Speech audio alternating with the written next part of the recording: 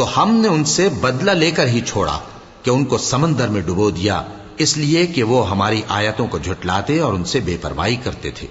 اور جو لوگ کمزور بنائے جاتے رہے ان کو ہم نے زمین شام کے مشرق و مغرب کا، جس میں ہم نے برکت دی تھی، وارث کر دیا۔ اور بنی اسرائیل کے بارے میں ان کے صبر کی وجہ سے تمہارے پروردگار کا وعدہ نیک پورا ہوا۔ اور فرعون اور قوم فرعون جو محل بناتے اور انگور کے باغ جو چھتریوں پر چڑھاتے تھے، سب کو ہم نے تباہ کر دیا۔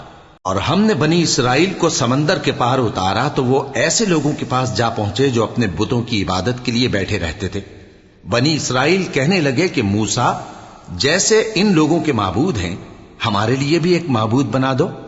فرمایا کہ تم بڑے ہی جاہل لوگ ہو، یہ لوگ جس شغل میں پھنسے ہوئے ہیں وہ برباد ہونے والا ہے، اور جو کام یہ کرتے ہیں سب بےہودہ ہیں۔ فرمایا کیا میں اللہ کے سوا تمہارے لیے کوئی اور معبود تلاش کروں، حالانکہ اس نے تم کو تمام اہل عالم پر فضیلت بخشی ہے۔ اور ہمارے ان احسانوں کو یاد کرو جب ہم نے تم کو فرعونیوں کے ہاتھ سے نجات بخشی۔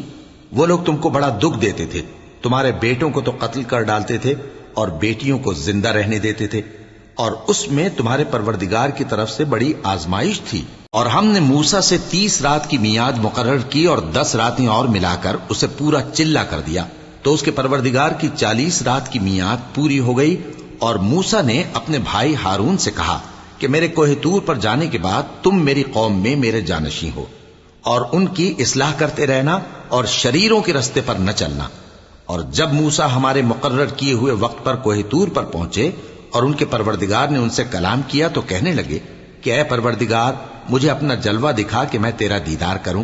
فرمایا کہ تم مجھے ہرگز نہ دیکھ سکو گے، ہاں پہاڑ کی طرف دیکھتے رہو، اگر یہ اپنی جگہ پر قائم رہا تو تم مجھ کو دیکھ سکو گے۔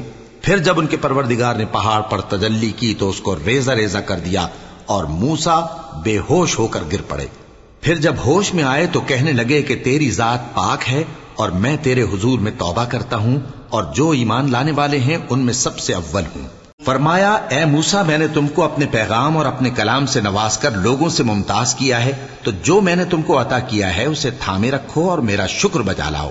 اور ہم نے تورات کی تختیوں میں ان کے لیے ہر قسم کی نصیحت اور ہر چیز کی تفصیل لکھ دی۔ پھر ارشاد فرمایا کہ اسے مضبوطی سے تھامے رہو، اور اپنی قوم سے بھی کہہ دو کہ ان باتوں پر بہت اچھی طرح عمل کریں۔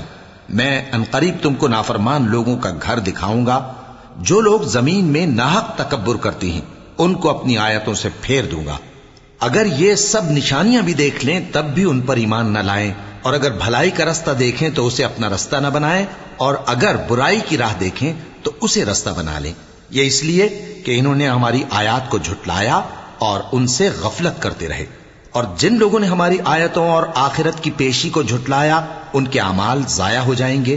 یہ جیسے عمل کرتے ہیں ویسا ہی ان کو بدلہ ملے گا۔